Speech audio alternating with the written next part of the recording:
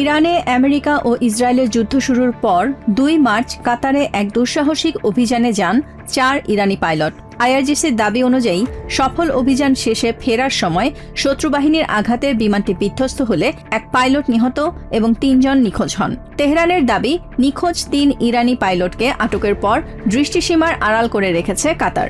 নিখোঁজ এই পাইলটদের সাথে স্বজনদের সাক্ষাৎ ও অনুসন্ধান চেয়ে আন্তর্জাতিক রেড ক্রস কমিটির কাছে আবেদন করেছে তেহরান। ইরানের সশস্ত্র বাহিনীর জেনারেল স্টাফ কার্যালয়ের মিসিং পারসন সার্চ কমিটির প্রধান ব্রিগেডিয়ার জেনারেল মোহাম্মদ বাকের জাদে দাবি করেন, ৬ মাস পেরিয়ে গেলেও আন্তর্জাতিক আইন উপেক্ষা করে আটক পাইলটদের মৌলিক অধিকার লঙ্ঘন করছে দোহা। রেডক্রস কমিটি আইসিআরসি সভাপতি মির্জানা স্পোল জারিচকে লেখা এক চিঠিতে এ বিষয়ে পদক্ষেপ নেওয়ার আহ্বান জানান বাঘেরজাদে। নিখোঁজ পাইলটদের অনুসন্ধানে একটি ইরানি তদন্ত দলকে কাতার প্রবেশের অনুমতি দেওয়ারও দাবি জানায় তেহরান। তবে তেহরানের এই অভিযোগ অস্বীকার করেছে দোহা। দেশটির পররাষ্ট্র মন্ত্রণালয়ের মুখপাত্র মাজেদ আল আনসারি এক্স পোস্টে জানান, কাতারের আকাশসীমা লঙ্ঘনের পর আন্তর্জাতিক নিয়ম মেনেই পদক্ষেপ নেওয়া হয়। উদ্ধার হওয়া এক পাইলটের মরদেহ হস্তান্তরে সরকারি চ্যানেলেই সমন্বয় করা হয়। এছাড়া আর কোনো পাইলটকে কাতার উদ্ধার বা আটক করেনি দাবি করেন কাতারি এই কূটনীতিক। দোহার দাবি, নিখোঁজদের সন্ধানে তাৎক্ষণিকভাবে ইরানের একটি অনুসন্ধান দলকে কাতার সফরের আমন্ত্রণ জানিয়েছিল দোহা, কিন্তু তেহরান সেই আমন্ত্রণে এখনো সাড়া দেয়নি বলে দাবি করেন মাজেদ আল আনসারি। ইরানের এই দুঃসাহসিক মিশনে সেদিন কাতারে আমেরিকান সামরিক ঘাঁটিতে থাকা দুটি SU-24 বোমারু বিমান ধ্বংস করে। পাল্টা আঘাতে ইরানি বিমানটি বিধ্বস্ত হলে ৩ পাইলট সফলভাবে ককপিট থেকে ইজেক্ট করেন এবং একজন নিহত হন। কিন্তু জীবিত দাবি করা এই ৩ পাইলটের ভাগ্যে ঠিক কী ঘটেছে তা নিয়ে এখনো সংশয় রয়ে গেছে। এদিকে হরমুজ প্রণালী অঞ্চলে অস্থিরতার জন্য আমেরিকা ইসরায়েলি আগ্রাসনকেই একমাত্র দায়ী হিসেবে অভিযুক্ত করেছেন ইরানের পররাষ্ট্র মন্ত্রণালয়ের মুখপাত্র ইসমাইল বাঘেই। দেশটির সামরিক গণমাধ্যমকে দেয়া এক সাক্ষাৎকারে তিনি বলেন, নিজেদের জাতীয় নিরাপত্তা রক্ষায় প্রয়োজনীয় সব পদক্ষেপ নেয়ার পূর্ণ অধিকার তেহরানের রয়েছে। আমেরিকা এখনো গর্বের সাথে নৌ অবরোধ আরোপের কথা বলছে। এটি মূলত ইরানের বিরুদ্ধে একটি আগ্রাসী পদক্ষেপের স্পষ্ট স্বীকারোক্তি। আন্তর্জাতিক আইন অনুযায়ী এটি সরাসরি একটি আগ্রাসন। তাদের হুমকি অব্যাহত রয়েছে এবং যুদ্ধ সমাপ্তি সংক্রান্ত সমঝোতা স্মারকের অন্যান্য ধারা লঙ্ঘন করাও থামেনি। তেহরান ওয়াশিংটনের সংঘাত নিরসনে পাকিস্তানের পাশাপাশি অন্যতম মধ্যস্থতাকারী হিসেবে গুরুত্বপূর্ণ ভূমিকা পালন করছে দোহা। এমন অবস্থায় ৩ ইরানি নিখোঁজ পাইলটের অনুসন্ধান নিয়ে দুই দেশের কূটনৈতিক টানাপোড়েন নতুন এক শঙ্কা তৈরি করছে, যা মধ্যস্থতার ভূমিকাকে থামিয়ে দিতে পারে বলে শঙ্কা বিশ্লেষকদের। স্পেনের উত্তর আফ্রিকান ছিটমহল সেউতার সমুদ্র সৈকত জুড়ে বাঁশ, খড়, প্লাস্টিক ও কাপড়ের ছোট ছোট কুঁড়েঘর গড়ে তুলেছেন অভিবাসন প্রত্যাশীরা। মরক্কোর সীমান্ত দিয়ে গণ অনুপ্রবেশের পর 2 সপ্তাহ পার হলেও সীমান্ত জুড়ে নিরাপত্তা জোরদার করায় অবরুদ্ধ হয়ে পড়েছেন তারা। স্প্যানিশ কর্তৃপক্ষের তথ্য অনুযায়ী সেউতায় প্রবেশ করা ৭২,০০০ অভিবাসন প্রত্যাশীর মধ্যে অন্তত ৫,০০০ এখনও এই ছিটমহলে আটকা পড়ে আছেন। তীব্র রোদের মধ্যে সমুদ্র সৈকতে আশ্রয় নিয়েছেন তাদের অনেকেই।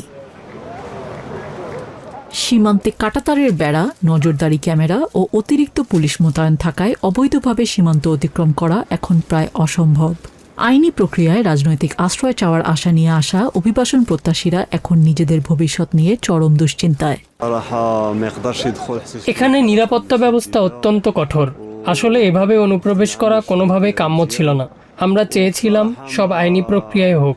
এসবে তো জীবনের ঝুঁকি বাড়ায়। পুরুষদের জন্যই পরিস্থিতি এত কঠিন, নারী ও শিশুদের অবস্থা তো ভাবাই যায় না। দিন গড়ানোর সঙ্গে সঙ্গে সৈকতের অস্থায়ী শিবিরগুলোতে প্রকট হচ্ছে খাবার ও সুপেয় পানির সংকট। মৌলিক সহায়তার অভাবে অনেকেই অসুস্থ হয়ে পড়ছেন। আমরা জানি না আর কতদিন এভাবে বেঁচে থাকবো। ক্ষুধার তাড়নায় মানুষ অসুস্থ হয়ে পড়ছে, অনেকে অজ্ঞান হয়ে যাচ্ছে। এখানে খাবার বা পানি কিছুই দেয়া হচ্ছে না। এভাবে আর কতদিন কাটবে আমরা জানি না। সীমান্ত পারাপারের কড়াকড়ি বাড়ায় সেউতা সৈকতের এই খোলা আকাশের নিচেই ঝুলছে হাজার হাজার অভিবাসন প্রত্যাশীর অনিশ্চিত ভবিষ্যৎ।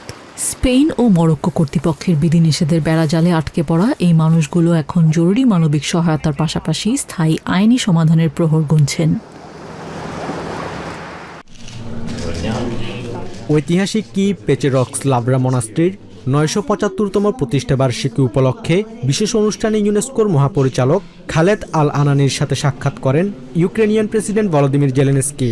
রুশ হামলায় ক্ষতিগ্রস্ত ইউক্রেনের পবিত্র স্থানগুলোর মর্যাদা রক্ষা ও পুনর্নির্মাণে আন্তর্জাতিক সংস্থার সহযোগিতা বাড়াতে জোর দেন তিনি। মানবতা ও সংস্কৃতি রক্ষাকারী ইউনেস্কো সহ বৈশ্বিক প্রতিষ্ঠানগুলোর সাথে আমাদের আরও সহযোগিতা প্রয়োজন। আমাদের ইউক্রেনিয়ান পবিত্র স্থানগুলো ইউনেস্কোর বিশ্ব ঐতিহ্যের অংশ হওয়ার এবং উপযুক্ত সংস্কার পাওয়ার অধিকার রাখে। কূটনৈতিক দূরত্বের মাঝেই কিভ ও মস্কোয় চরম রূপ নিয়েছে পাল্টাপাল্টি বিমান ও ড্রোন হামলা। রবিবার ভোরে কিভে ক্ষেপণাস্ত্র হামলা করে রুশ বাহিনী। হামলায় পচাইনে মেট্রো স্টেশন সংলগ্ন ঐতিহাসিক বইয়ের বাজার সহ বেশ কয়েকটি স্থাপনা পুরোপুরি ভস্মীভূত হয় এবং অন্তত 3 জন আহত হন।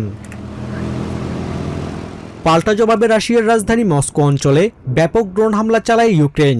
পোডলস্ক রাশিয়ার বৃহত্তম অনলাইন ই কমার্স ওয়্যারহাউসে ড্রোন আঘাতে অন্তত একজনের মৃত্যু ও অগ্নিকাণ্ড ঘটে। এছাড়া ডোমোদের ডোবো এলাকার অন্য একটি গুদাম ঘরেও ড্রোন আঘাত হানে। আমরা হঠাৎ ড্রোনের বিকট শব্দ পেয়ে জানালা দিয়ে তাকিয়ে দেখি আরেকটি ড্রোন উড়ে আসছে। এর পরপরই বিশাল বিস্ফোরণ এবং চারিদিকে আগুন ধরে যায়। মুহূর্তেই পুরো এলাকা আতঙ্কে ছেয়ে যায়। রাশিয়ার প্রতিরক্ষা মন্ত্রণালয় এক রাতে 8 শতাধিক ইউক্রেনিয়ান ড্রোন ভূপাতিত করার দাবি করেছে। এদিকে রুশ নিয়ন্ত্রিত দোনেৎস্কে এক সপ্তাহের মধ্যে তৃতীয়বারের মতো একটি বড় শপিং মলে ড্রোন হামলায় পুরো ভবন আগুনে ক্ষতিগ্রস্ত হয়। শনিবার ভোরে ইন্দোনেশিয়ার ইস্ট নুসা টেঙ্গারা প্রদেশের ফ্লোরেস দ্বীপে আঘাত হানে 7.7 মাত্রার ভয়াবহ ভূমিকম্প। মাত্র 10 কিলোমিটার গভীরে সৃষ্ট এই ভূকম্পনে মুহূর্তেই ধসে পড়ে বহু ঘরবাড়ি ও সরকারি অবকাঠামো। রুটেন, মাউমেরে ও নাগেকেও সহ 6টি রিজেন্সিতে 1000-এর বেশি ঘরবাড়ি, হাসপাতাল এবং বন্দরের টার্মিনাল ভবন মারাত্মকভাবে ক্ষতিগ্রস্ত হয়। ভূমিকম্পের পর প্রায় 1000 আফটার শক রেকর্ড করা হয়েছে, যা আতঙ্ক বাড়িয়ে দিয়েছে স্থানীয়দের মাঝে। এই দুর্যোগে এখন পর্যন্ত 53 জনের প্রাণহানি নিশ্চিত তথ্য পাওয়া গেছে এবং আহত হয়েছেন শতাধিক বাসিন্দা। পাহাড়ি অঞ্চল হওয়ায় মূল সড়কগুলো ভূমিধসে অবরুদ্ধ হয়ে পড়েছে এবং দুর্গম পাহাড়ি গ্রামগুলোতে যোগাযোগ ও বিদ্যুৎ বিচ্ছিন্ন হয়ে পড়েছে। ফলে পৌঁছানো যাচ্ছে না জরুরি ত্রাণ ও উদ্ধার সরঞ্জাম। ভূমিকম্পে আঞ্চলিক হাসপাতালগুলোর ছাদ ও দেয়াল ভেঙে পড়ায় চিকিৎসা প্রদানও অসম্ভব হয়ে পড়েছে। রোগীদের খোলা প্রাঙ্গণ ও রাস্তার ধারে অস্থায়ী তাঁবুতে রেখেই চিকিৎসা দিচ্ছেন চিকিৎসকরা। নাগেকেও এলাকার একটি চিকিৎসা তাঁবুতে গুরুতর আঘাত নিয়ে শয্যাশায়ী 40 বছর বয়সী কুমালা জানান সেই আতঙ্কময় মুহূর্তের বিবরণ। ভূমিকম্প শুরু হতেই চারপাশটা যেন ঘুরছিল। আমি উঠে দাঁড়ানোর আগেই ওপর থেকে পাথর আর ইট এসে আমার গায়ে পড়ে। আমার 2 সন্তান সহ আমরা চাপা পড়ে যাই। পরে উদ্ধারকারীরা আমাদের বের করে আনেন। আমার পা ভেঙে গেছে আর মেরুদণ্ডেও মারাত্মক আঘাত পেয়েছি। অন্যদিকে ঘরবাড়ি হারানো প্রায় 5000 মানুষ আশ্রয় নিয়েছেন পাহাড় ও ফসলি জমির উন্মুক্ত তাঁবুতে।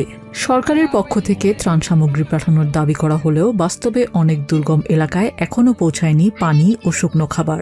প্রচণ্ড ক্ষোভ নিয়ে খোলা আকাশের নিচে দিন কাটাচ্ছেন 63 বছর বয়সী ভুক্তভোগী আব্দুল মুতাস। আপনারা নিজের চোখেই দেখতে পাচ্ছেন, আমরা গাছের নিচে ঘুমাচ্ছি। আমাদের জরুরি ভিত্তিতে ট্রিপল, খাবার পানি আর শুকনো খাবার দরকার। সাথে শিশুদের ওষুধপত্র প্রয়োজন, নইলে তারা অসুস্থ হয়ে পড়বে। সরকারের কাছ থেকে এখনো কোনো সাহায্য পাইনি। নিজ উদ্যোগেই আমরা এখানে আশ্রয় নিয়েছি।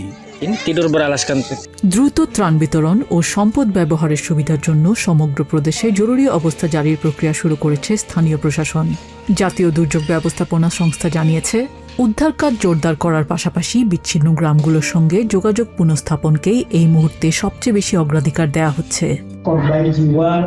7টি ক্ষতিগ্রস্ত অঞ্চলে নিখোঁজদের বিষয়ে স্বজনদের কোনো আনুষ্ঠানিক তালিকা এখনো পাওয়া যায়নি। তবে প্রতিটি অঞ্চলে আমাদের সার্চ অ্যান্টি রেস্কিউ টিম সতর্ক অবস্থায় প্রস্তুত রয়েছে, যাতে মাঠ পর্যায়ের খবরের ভিত্তিতে সাথে সাথে প্রয়োজনীয় ব্যবস্থা নেওয়া যায়। ট্রান্সফ্লোরেস মহাসড়কের ওপর ধসে পড়া মাটি সরিয়ে বিচ্ছিন্ন 3টি রিজেন্সিতে খাদ্য ও চিকিৎসা পৌঁছানো এবং ক্ষতিগ্রস্ত প্রায় 900টি বসতবাড়ি পুনর্নির্মাণ করাই এখন ইন্দোনেশিয়ার দুর্যোগ ব্যবস্থাপনা কর্তৃপক্ষের সামনে মূল চ্যালেঞ্জ। জলপ্রপাতের ওপর ঝুলে থাকা শহর এমনই এক অনন্য পরিচয়ে বিশ্বজুড়ে পরিচিত ফুরং। চায়নার মধ্যাঞ্চলের হুনান প্রদেশে অবস্থিত শতাব্দী প্রাচীন এই জনপদ গড়ে উঠেছে বিশাল এক জলপ্রপাতকে ঘিরে। প্রকৃতি আর প্রাচীন স্থাপত্যের এই মেলবন্ধন এখন টানছে বিদেশি পর্যটকদেরও। ভিসামুক্ত নীতি সম্প্রসারণের পাশাপাশি সামাজিক মাধ্যমে ফুরংয়ের সৌন্দর্যের ছবি ও ভিডিও ছড়িয়ে পড়ায় প্রতিদিনই বাড়ছে দর্শনার্থীদের সংখ্যা। স্থানীয় কর্তৃপক্ষের তথ্যানুযায়ী ২০২৫ সালে ফুরং শহরে ভ্রমণ করেছেন ৬.৫ মিলিয়ন পর্যটক। তাদের মধ্যে ৭০টিরও বেশি দেশ ও অঞ্চল থেকে আসা ৩৩৮,০০০ বিদেশি পর্যটক ছিলেন। এতে চায়নার আন্তর্জাতিক পর্যটন খাত ঘুরে দাঁড়ানোর চিত্র স্পষ্ট হচ্ছে। আন্তর্জাতিক পর্যটকের সংখ্যা বাড়ায় তাদের জন্য সেবার মানও উন্নত করছে কর্তৃপক্ষ। প্রতি বছরই আমাদের পর্যটকের সংখ্যা, বিশেষ করে বিদেশি পর্যটকের সংখ্যা দ্রুত গতিতে বাড়ছে। এখন আমাদের স্বতন্ত্রভাবে ভ্রমণকারী পর্যটকদের প্রায় 40%ই আন্তর্জাতিক পর্যটক।